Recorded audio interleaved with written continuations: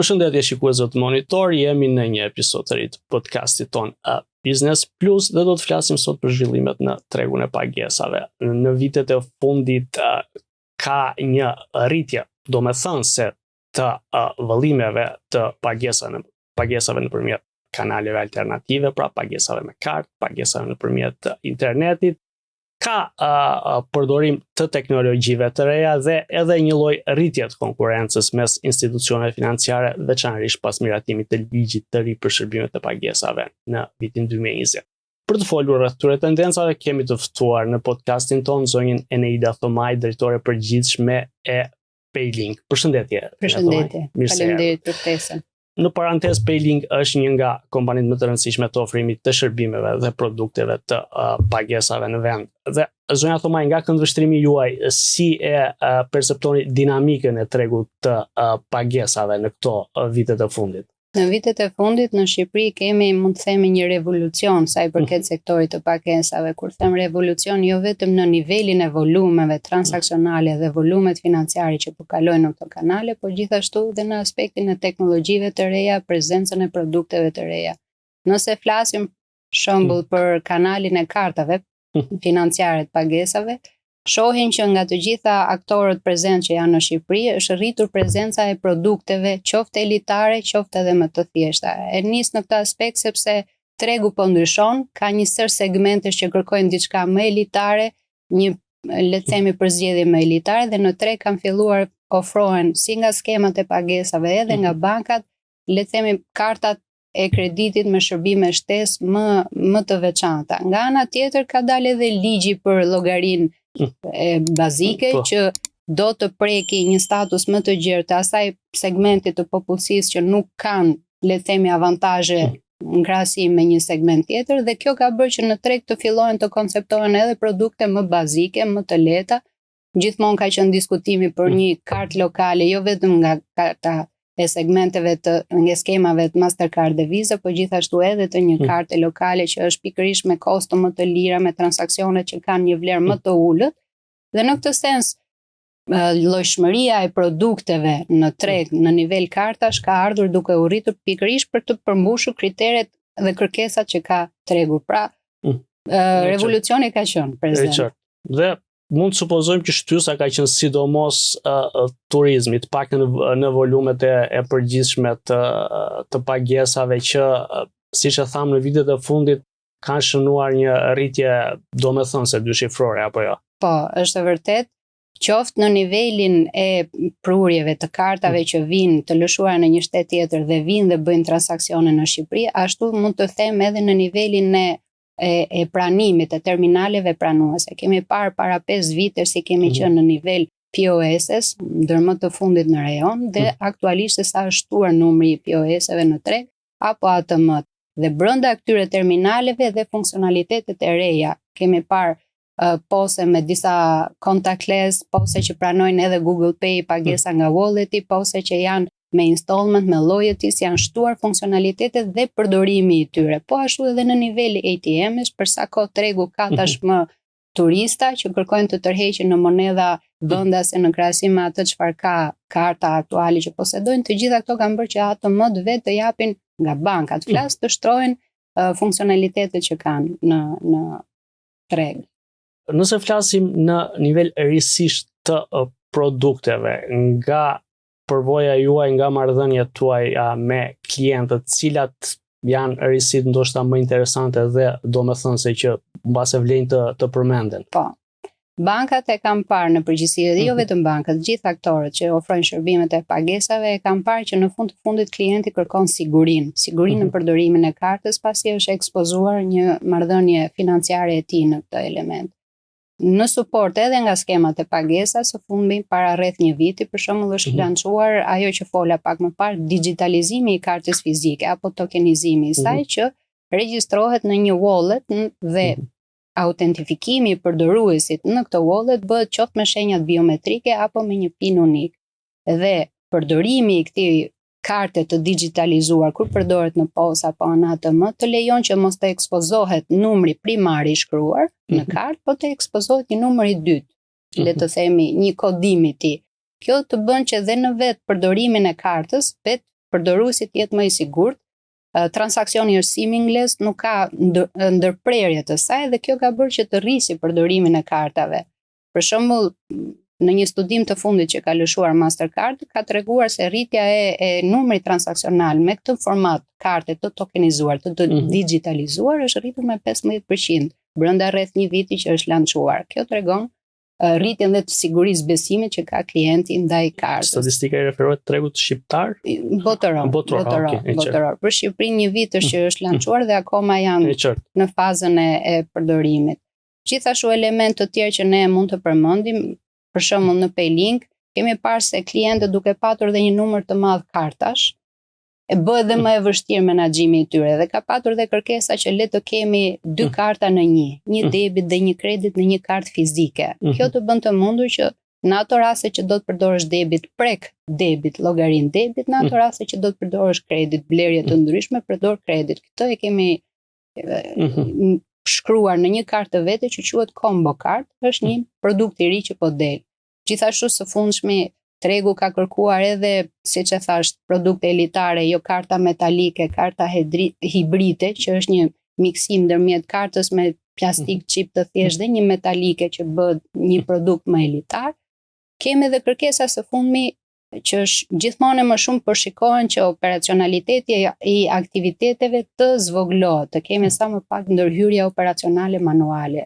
Po kërkohen tashmë pine që mos të merren më në deg kur do ta e ke humbur rastin e një pini, do ta ndryshosh, të bëhen gjithçka online, pin via api, apo kur edhe kërkesa për një kartë ta bësh nga mobile i bankës direkt online, gjithçka online. Të gjitha këto tregojnë për një tendencë të re të një klienti më të specializuar që jo gjithmonë do një prezencë fizike për të kryer transaksionet e tij, tashmë është një klient më i pranuar, më i besueshëm me prezencën digjitale. E qartë, pra ka një tendencë për të përdorur sa më shumë që të jetë mundur kanale digjitale. Kuptohet edhe me rritjen e penetrimit të teknologjisë në shoqëri, edhe me zhvillimin e brezave, më të rinj natyrisht janë më të predispozuar për të përdorur kanale digjitale. Ndërkohë ju përmendët një risi të rëndësishme, siç e thatë, digitalizimi ose tokenizimi i kartave fizike, që është i lidhur edhe me hyrjen e platformave të gjigantëve botëror teknologjisë, pra Google Pay dhe po më thoshit ndoshta sa afërmi mund të kemi edhe shërbimet e Apple Pay në Shqipëri. Besoni që rritja e volumeve të tregut po tërheq më shumë vëmendje edhe nga operatorët e rëndësishëm global drejt tregut shqiptar? Patjetër, siç e përmendëm dhe pak më parë, fakti se tregu i Shqipërisë pak a shumë dihet ku është, si në volumin e terminaleve që janë pranuese dhe si në nivelin e kartave të lëshuara në Shqipëri. Fakti që në këto vitet e fundit bumi i turizmit ka sjellë një klientel më të gjerë, që këta janë segment që janë të mësuar me teknologji të reja, sjell dhe nevojën që edhe ky treg pritës të ketë të tilla teknologji, kështu që detyrimisht edhe skemat e pagesave edhe aktorë të tjerë ndërkombëtar kuptojnë që është e nevojshme, është momenti që të implementojnë këto teknologji dhe në vendin tonë. Dhe kjo ka ndikuar sigurisht që është një faktor që ka ndikuar. Pak më herët po thoshme edhe prezantimi i hyrjes në thonjza të Mastercard, që sigurisht ka qenë një subjekt i pranishëm në tregun shqiptar, po projekti i ri për të incentivuar pak përdorimin e POS-eve nga biznesi, besoj që lidhet sidomos me këtë tendencë në rritje të përdorimit. Këto janë forma incentivuese shumë të njohura si nga të dyja skemat e pagesave ndërkombëtare për të rritur përdorimin, sidomos në rastin e teknologjive të reja, për të rritur përdorimin e tyre, për të rritur besimin ndaj këtyre produkteve të reja, jepen forma incentivuese ku për shembull komisionet mund të për një farë periudhe të caktuar mund të zerohen dhe kjo i lejon më lirshmëri që të rrisi edhe nivelin e aktivitetit qoftë tregtarëve që përdorin terminaleve dhe jep edhe skema loyalty më të mira edhe për përdoruesin final, jo vetëm për tregtarin që e ofron këtë terminal. Sepse siç e dim, një nga pengesat kryesore ose një nga shkaqet që frenojnë rritjen e pranimit pagesave me kartë nga bizneset, sidomos bizneset më të vogla, ngelen kostot, apo jo që për një biznes të vogël sigurisht mund të jenë të konsiderueshme, pra kostoja për të pranuar një pagesë me kartë nëpërmjet POS-it. Shihni hapësira për ta adresuar këtë problem në modelin e vendeve të tjera? Po.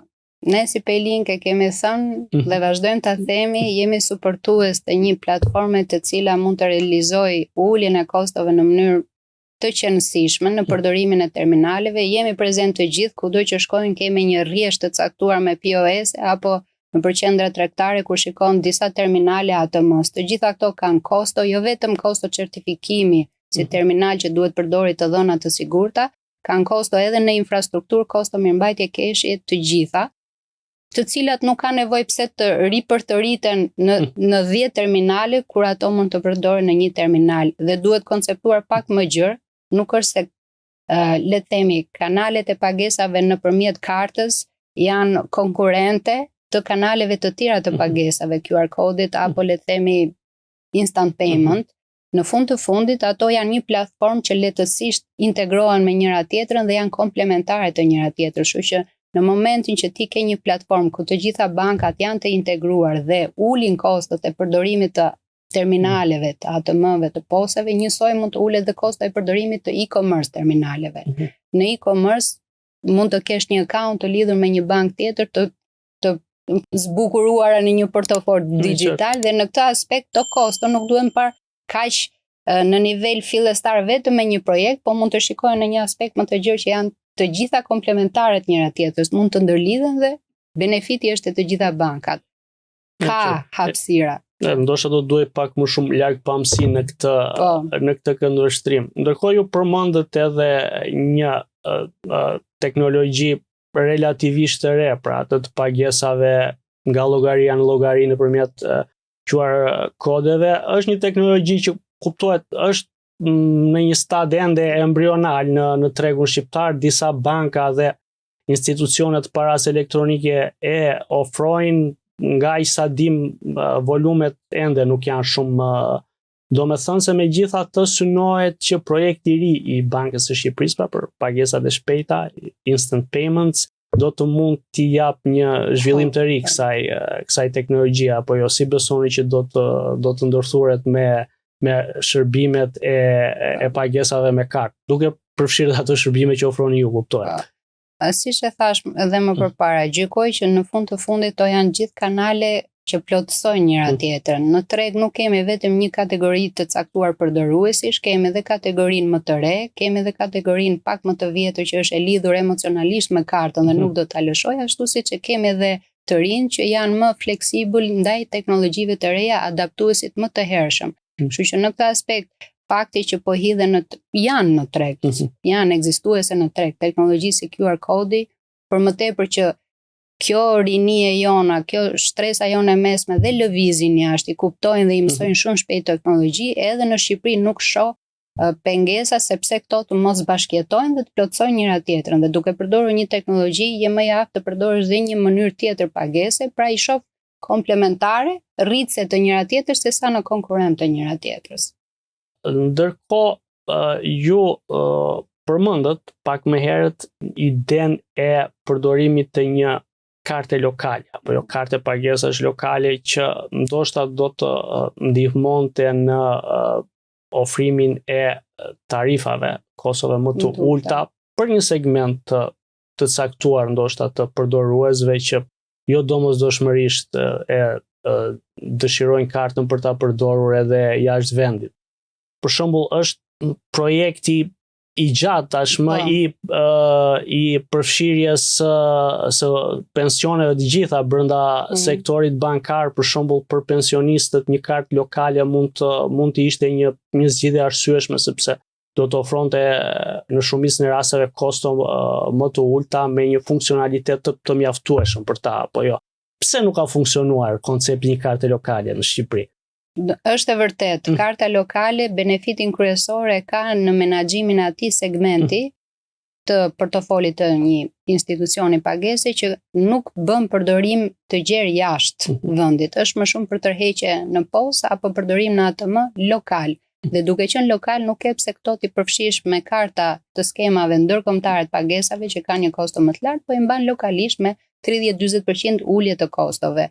Bankat është e vërtet kanë filluar të bëjnë një analizë të e kanë bërë një analizë të portofolit të tyre për të parë ato segmente që bëjnë një përdorim lokal, realisht lokal të kartës, se sa ndërkombëtar dhe po e shikojnë që është një pjesë e qëndësishme dhe që duhet reduktuar kosto e mirëmbajtjes për këtë segment.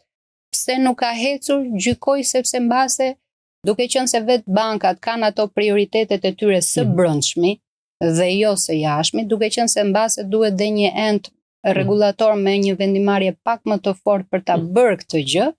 Dhe kooperimi shpeshherë kërkon më shumë kohë, angazhim si në burime njerëzore dhe në aspektin financiar. Ka modele në rajon, Portugalia, Bullgaria, ka Italia me një skemën e pensionistëve të saj që e ka një kartë shumë të bukur lokale, ka modeli që tregojnë efektivitetin si në përdorim, lehtësinë në gjithçka dhe realisht uljen e kostove të tyre, por që shikoj që në Shqipëri do akoma më shumë punë pjesa e koordinimit të brendshëm ndërmjet aktorëve kryesorë. Jo se nuk mund të bëhet teknikisht, është diçka që nuk po e shpikim, është diçka që është lehtësisht e implementueshme dhe e zbatueshme, por më shumë formati i kooperimit, base i prioritetit të projekteve që ka bërë në një spostim, le të themi, të kësaj pjese. Siç e përmend në fillim, vitet e fundit ka një rritje të numrit të institucioneve të paras elektronike të licencuara në Shqipëri. Sigurisht filozofia e këtyre institucioneve është më shumë drejt teknologjive më të reja të pagesave, po kemi parë që një pjesë e tyre përpiqen ta ndërthurin këtë model biznesi edhe me ofrimin e produkteve më klasike siç janë kartat e pagesave apo jo. Për momentin sa pesht themi kanë këto lloj subjektesh në biznesin e produkteve dhe shërbimeve të ofrimit me kartë. Në përgjithësi këto entitete kur vinë dhe paktën nga analiza që kemi parë në treg, volumi që kanë ato në krahasim me le të themi aktorët që kanë qenë ekzistues dhe kanë edhe një sër shërbimesh të tjera që ofrojnë, jo vetëm një transferim, një pagesë parash, këto kanë një numër më të vogël, në peshë janë më të vogël në totalin e portofolit të kartave ekzistues që kemi në treg, mundohen në përgjithësi që ta ofrojnë edhe me shërbime të tyre komplementare, por në krahasim me aktorët kryesor, normal që pesha është më e vogël që zotërojnë ata në treg. Dhe së fundmi, ndoshta në një horizont kohor afatmesëm, cilat janë mbas ato zhvillimet kryesore ose dinamikat kryesore që prisnin në biznesin e pagesave, kryesisht me kartë, por të ndërthurur mbas edhe me teknologjitë e reja që përmendëm më parë. Ajo që shoh më e rëndësishme në treg dhe që ka edhe kërkesë është ndërthurja e sigurisë me përdorimin e kanaleve të pagesave, jo vetëm në aspektin e kartës, por dhe kanaleve alternative. Ne jemi mësuar për shembull me matricat që bëjnë përgatisin entitetat sa i përket mashtrimeve dhe në këtë aspekt po shikohen, domethënë ka qenë një model standard që karta shikoi përdorimi i saj dhe bëi një vlerësim në cilin territor përdoret, për sa kohë përdoret e me radhë duke lidhur vetëm nga përdorimi i kartës për të bërë një vlerësim të përgjithshëm të klientit. Tashmë analizohen edhe të tjerat, jo vetëm në përdorimin e kartës, por edhe në përdorimin që e bën llogarisë rrjedhse një person për të marrë informacion burim nga disa kanale të ndryshme dhe po dalin ato zgjidhje që quhen multi-channel fraud solutions. Kjo tregon rëndësinë që bankat po i japin aktorët në treg po i japin sigurisë që duhet ketë klienti në përdorimin e këtyre mjeteve të pagesave alternative dhe për mua po shikohet dhe investimet që po bëjnë dhe studimet që po bëjnë në këtë aspekt dhe kjo do jetë një trend.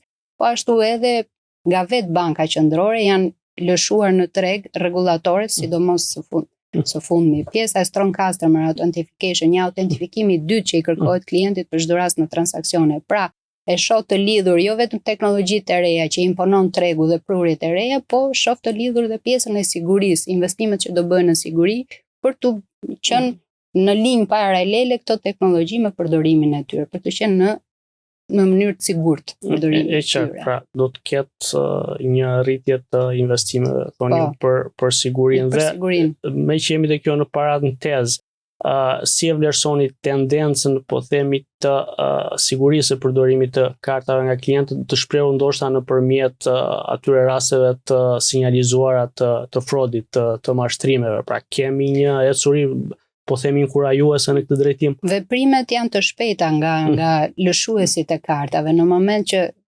kanë njësor komitetesh që veprojnë ndërbankar dhe brenda bankës. Në momentet që lëshohen sulme, le të themi, të gjitha bankat kanë informacion, kanë sisteme alertimi dhe monitorimi dhe njoftimi të klientët e tyre dhe klientët janë bërë gjithmonë më të përgjegjshëm, jo gjithmonë hapet gjithçka dhe pranohet gjithçka, edhe merret suporti i bankave në telefon, shpjegohen, kuptohen dhe shoh që veprimi është më i shpejt, po edhe përgjigjja është e kuptueshme dhe e pranueshme nga klientët fundor.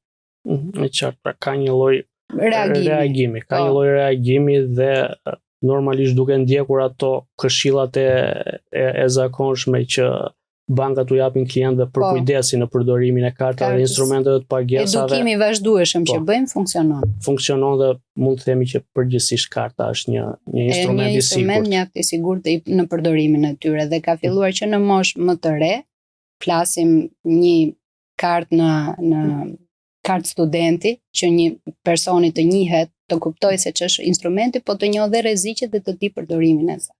Doamna Tomaj, faleminderit për pranjen tuaj. Shumë faleminderit.